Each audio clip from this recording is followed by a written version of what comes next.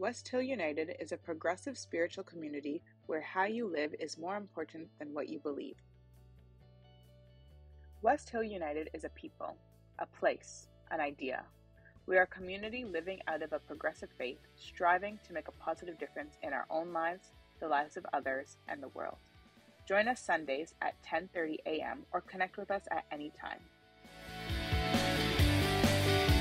First reading, in the study of high-risk and vulnerable children, we have come across another group of children whose prognosis could be viewed as unfavorable on the basis of familial or ecological factors, but who upset our prediction tables and in childhood bear hallmarks of competence, good peer relations, academic achievement, commitment to education, and to purposive life goals. Early and successful work histories, were we to study the forces that move such children to survival and to adaptation, the long-range benefits to our society might be far more significant than our many efforts to construct models of primary prevention designed to curtail the incidence of vulnerability. That was given by Norman Garmetzi. And the second reading is by John Simmons and Stacy Elmer of the University of Kansas, and they're associated with the resilient institutions and social norms. The article is some notes on ongoing theoretical and empirical research. And these are their words. Historically, discussions of resilience have tended to focus on the underlying physical infrastructure, roads, power grids, water sources, etc., supporting the basic functioning of a community. While there's a vital role for these approaches, the bottom-up approach to resilience is inadequate. Bridges, roads, and power grids are built and maintained by complex social institutions. But if these social institutions fail to perform their role, physical infrastructure quickly disintegrates. An intact and resilient society can generally rebuild physical infrastructure or successfully adapt to its loss. By contrast, a society in which critical institutions have failed and is thereby unable to solve problems collectively will be unable to maintain complex physical infrastructure. These words from these scholars and authors are offered as wisdom for the journey. We walk in its light. Now, Mark has also invited you to watch a music video by Rodney Atkins. And so if you could have that ready to go online. Don't know if you know this singer, but it's quite an active video. If You're Going Through Hell is the title of the song.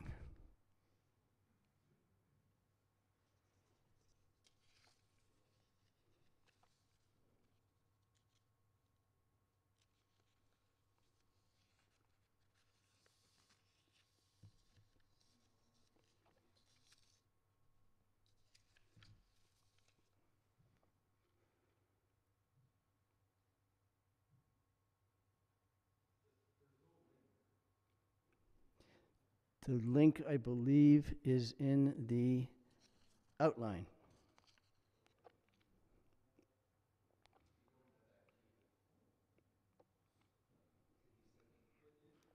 I invite you to meditate on the idea of resilience for a moment while we sort this out.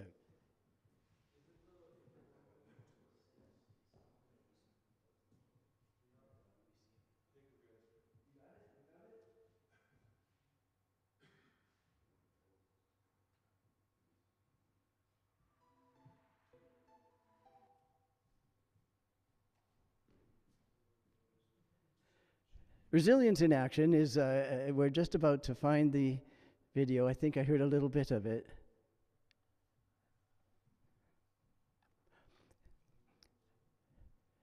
Thumbs up means good. The index finger means wait a minute, so that's the signal I just got. Facing low disk space issues? It's time to replace your current hard drive. We are not condoning this particular company's advertisement. There we go.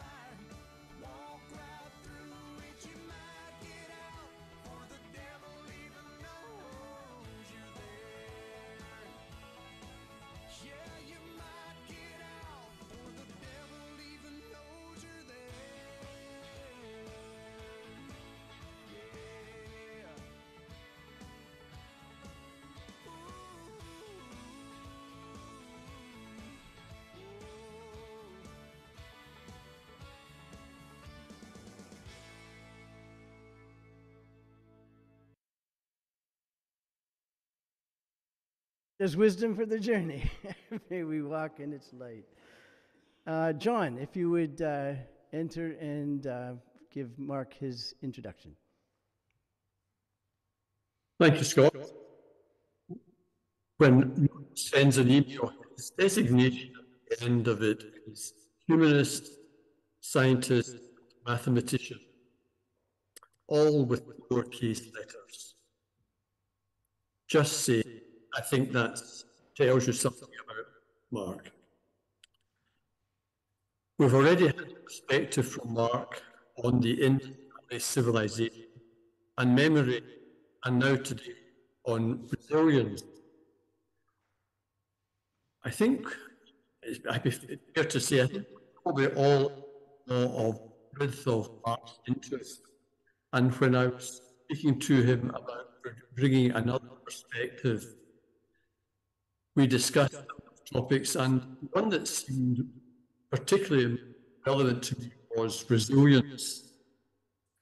It's something that we've all experienced of, and sometimes experienced of not being or feeling resilient. Today, I think we're going to be talking through some things that are familiar to us, some new ideas about resilience, and areas where we may not have consciously thought about it. And Mark will join some ideas up for us. And also something to take away, as God said, into Tuesday and on to Thursday and beyond. So, well, we're looking forward to what you have to say, and thank you for joining us this morning. Thank you, John. Can you all hear me? Great. Okay, could I have the first slide, please? Great. And are you seeing the first slides there? Great, thank you. So please advance one slide. Great. So I understand that your community is facing some adversities, some shocks, some unexpected misfortunes. So what resilience is the ability to recover quickly from, or perhaps not be derailed by, such misfortunes or shocks. And that's become a word that's on everybody's mind these days. This figure down below is from Google Ngram, which tracks the proportion of any particular word or phrase in all of English literature over a period of several centuries. So all publications in English show that the word resilience was hardly used at all up until about 1900. And during and shortly after the First World War, and then again after the Second World War, there was a burst in the use of the word resilience. People were talking about how people coming back from the war were in many cases very seriously scarred and very seriously disturbed. And then some people were not so disturbed. And how can we make people more resilient became a topic of conversation, perhaps for the first time. But as you can see from this graph, that surge in discussion of resilience is dwarfed by what's happened in the last generation. We have increasingly a sense of fragility in our complex society and in our own mental health. That many people are finding that they're not so able to cope with the world around them, and that we are talking about personal resilience as much as about social resilience. Next slide, please. So in this talk, I'll be talking about personal resilience, but also about how societies can be resilient and about how ecosystems can be resilient and how all of these are related. Next slide, please. So let's start with personal resilience. Next slide. So when we talk about personal resilience, we're talking about very similar adjustment, but we're particularly focusing on emotions and our ability to keep engaging. As the song says, when you're going through hell, can you keep on going? We all have difficult times and sometimes excruciating times, but can we both persist, and can we also adjust? Can we also say, well, something I'm doing is not working, or maybe the thing I hoped for can't be attained, but is there something else worthwhile? So the question then becomes, what makes for a resilient mind? Next slide, please. So we'll be talking about 6 things that make for a resilient mind. And the first 2 are things that, one of which you can't really control and the other which you can. The first thing is if you have strong relationships in early childhood, particularly with adults. And this is what Norman Garmezy, whose quote was read earlier, found, is that among kids who are growing up in urban slums, in terrible deprivation, abused by their parents, there were a few who came out seemingly just fine. At least they coped very well. And the strong thread, the common thread that he found in all of those children was that somebody, usually not their parent, but somebody had taken an interest in this kid, and they developed a strong relationship, mentoring relationship with an older adult. In our adult lives, what makes a big difference is long-term friendships, long-term relationships, whether at work or in the home, and often friends outside the home. And the investment in these long-term relationships seems to pay off over crises through adult life. Next slide, please. So 2 other things that make for a resilient mind is first, an emotional intelligence, that you understand both your own emotions and where they're coming from, which is not very obvious, not easy. You also have some understanding of other people's motivations, that it's often not about you. It's often about some issue they're having. And as you can take some perspective on other people, you realize that they're not necessarily, not always, insulting you, and that helps you manage your own emotions. A second factor, which many of us find hard, including me, is the ability to engage other people at need. When you're struggling, can you, if you don't have someone right there, can you engage other people to be interested in you or your situation? And that often depends on long-term friendships and relationships. Next slide, please. And then finally, some things that you might call spiritual. The first is hope. And you think, what is hope?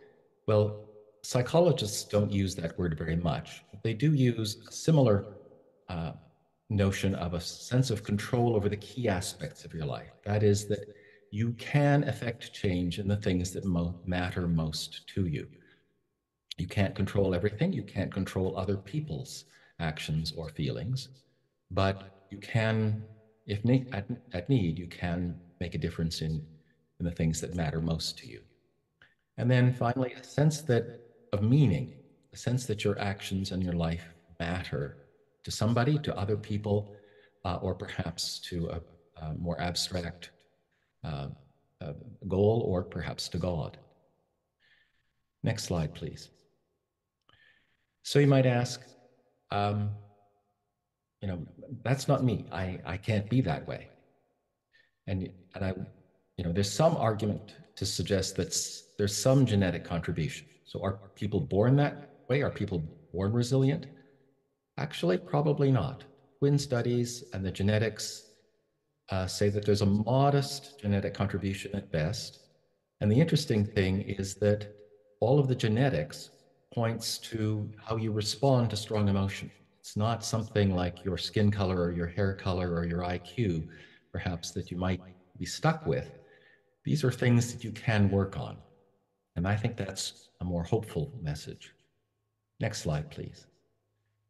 So how do people like you and I become resilient? Well, one thing you can do is put yourself in a position where you have to solve problems and overcome difficulties but that are probably solvable, not overwhelming, unsolvable problems, but try to solve some difficult, challenging problems and overcome some difficulties that are at least tractable where you can get some advice. A course that made a big difference to me was Outward Bound, and that's a poster for theirs on the right, when I was having a very depressed episode in my 20s. The month-long Outward Bound course puts you in with a lot of other people, solving problems every minute of the day. And usually you could succeed, at least after the fourth or fifth time. So those are ways that we can stretch ourselves to become more resilient. Next slide, please. So I'd like to turn from personal resilience to systems. Next slide, please. We hear a lot about resilient ecosystems. We are concerned about how climate change or human encroachment on land will impact some of the signature species, the birds and other players in an ecosystem. An ecosystem doesn't depend on a single species. Typically, the scientists say that generally resilient ecosystems occur when many different species play somewhat overlapping roles. There's not one species that cycles carbon, there's hundreds. There's not one species that moves phosphorus around, there are dozens. And then when one species maybe is depleted or suffers from a disease, then others can take over some of those roles. Things change somewhat, they adjust, but they're not completely disrupted. Next slide, please. So how about societies? How do we build a resilient society? There always will be problems and crises. And there's been a lot of work, particularly by Robert Putnam and other sociologists, about how do societies get through these crises. And one of the key findings is that having shared activities and conversations helps bridge differences. If you can reach out to other people because you've been involved with them on children's play dates or on bake kitchens at the church, then you can solve problems without having to go through formal negotiation.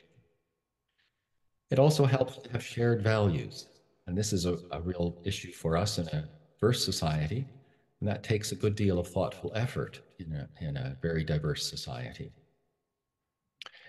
Next slide, please. And then finally, we're concerned with resilient institutions. And of course, we in America are very concerned with resilience of our institutions in the upcoming years, as you might guess. And generally speaking, the thinking is that the resilient institutions depend on people. It's not merely that the law forbids certain actions, it's that certain people are willing to serve that law, even if it does not serve their immediate interests. And that seems to be a real problem in America right now. Next slide, please. So how can we encourage social resilience? Well, I think some of the advice we've gotten from spiritual leaders through the ages is very relevant here, that you want to draw your circle of affiliation widely and try to understand the concerns of people who disagree with you or perhaps are very different from you. That doesn't mean you have to agree with them, but you at least put some effort into understanding why they are concerned about something that you're, or disagreeing with, something that's close to your own heart. Why, you want to advance a particular agenda, but what are some people concerned about? You don't have to agree with them. And it's even worth, pushing yourself a little bit and becoming somewhat uncomfortable, building relationships with people you think you may dislike. So people who are not actively harming others, but who are, rubbing you the wrong way in lots of different ways. And these two pictures reflect the two institutions in the United States that actually succeed at this. And they're not necessarily institutions I endorse, but in terms of breaking down barriers and building up informal means of problem solving, the mega churches and the US Army are probably the leading institutions in this country for effectively, bringing people together who wouldn't necessarily seek each other's company out. Next slide, please. If you'd like to read more, I recommend two books. One is an older book called Grit by Angela Duckworth about the importance of resilience in life outcomes, and shows that really it matters more. Having this kind of resilience matters more than IQ, contrary to what a lot of us academics would like to think. So that's a salutary correction. And then a new book by an economist called The Power of Hope. You wouldn't think that economists would care much about hope or maybe even know the word, but she's arguing that actually hope is probably the single best predictor of how an economy or society can recover from a serious crisis or catastrophe. And with that, I'll end. Thank you for your attention, and I'm happy to follow up on any issues or questions you may raise. Thank you, Mark, for a very right on the mark of what people are struggling with so much. I wanted to comment on the three sections. I think I've got them right, with the personal resilience, and then the societal or community, and then the institutional resilience. I think it's so, and for those of us that in Canada, we are hearing so much about America and the UK, with people groaning inside of what is happening to our society, what's happening to our world, what happened. Things are on the brink of some very possible, very large changes. And so the discouragement or the apathy can set in so easily. Within an hour, within 10 minutes of hearing something, there's nothing I can do about it, so it can't matter. So I wanted to ask you about the personal resilience. I like the thing about the reaching out to other people. You were saying there's some studies that have actually shown that to be, is that what you were saying? That it shows it to be that connecting with others actually builds one's own resilience? Yes, finding, dealing with discomfort and engaging people and finding, working, of course, to find what kind of common ground you may have is something that builds up both your own network of social relationships, but also your ability to bounce back and deal with problems, deal with crises. So yes. You also made a suggestion which we all thought of somebody, I'm sure when you said it, to reach out to someone that we don't particularly like. I think is it Abraham Lincoln that said, "Yesterday I met a man I didn't like. I shall have to get to know him better." Which I thought was sort of along the lines of what you're saying. So I'm wondering if we could, as an application, if you could picture someone right now that you don't like, and don't look at them if they're in this room or on the Zoom screen. But if you can think of someone, I think we all could very easily find someone, and there's nothing wrong with that, nothing wrong with it at all. In some of my in-services with residents and with staff, I will say, is it okay if you dislike a resident? And their immediate answer is, oh, no, that's not okay. And I say, oh, you can dislike all of them as far as I'm concerned, as long as not one of them figures that out. As long as they feel that they're being treated with respect and that. So that's an interesting exercise, to give yourself permission to realize there's people you don't like, and then to make a bridge, to build a bridge. And you're putting that in terms not of just the good that can do, but one's own resilience and maybe theirs as well. Is that what you were getting at with that? Well, I'm thinking primarily of social resilience, that a group is resilient. Everybody has conflicts within a group. And if you can build relationships, that means that even with people you may not, want to break bread with a lot, but you can find some things in common that enable you to at least break the ice and to solve problems between you without having to resort to the kind of formal mechanisms which indicate a breakdown of social capital and social trust. Robert Putnam yet likes this word social capital, that you have a network of relationships that you can draw on, you can draw down at times of crisis. I think we can name the problems in Canada and the US and the UK, and then I quickly think of a refugee camp. And I think what structure is in there to help people bounce back or as you say, engage, still engage, still have some hope. And so that's incumbent on us also to speak to those larger issues of institutions all over the world where people, and again, it's at a basic level. They're not getting their basic needs met. So how do you? And I'm not asking you to actually magically answer this question, but how to bring hope or how to bring a direction forward to people in such extreme straits. I don't know if you have a moment to say something about that when you're talking not about civilized living, Sure. but the difficulties in those places. So one of the surprising things that Carol Graham mentions in her book is that often communities that are quite poor, and she's describing communities, Black communities in the United States, and also Latin American communities, or especially indigenous communities in South America, where she studied, they have surprising levels of hope and resilience, despite material poverty. And she doesn't really give a good answer, but she thinks that those, and others like Robert Putnam think that those have that resilience has to do with the investment and the valuing of long-term relationships over material goods. Perhaps it's forced on them, but their culture also encourages valuing relationships over material goods, whereas ours does not. Mm-hmm.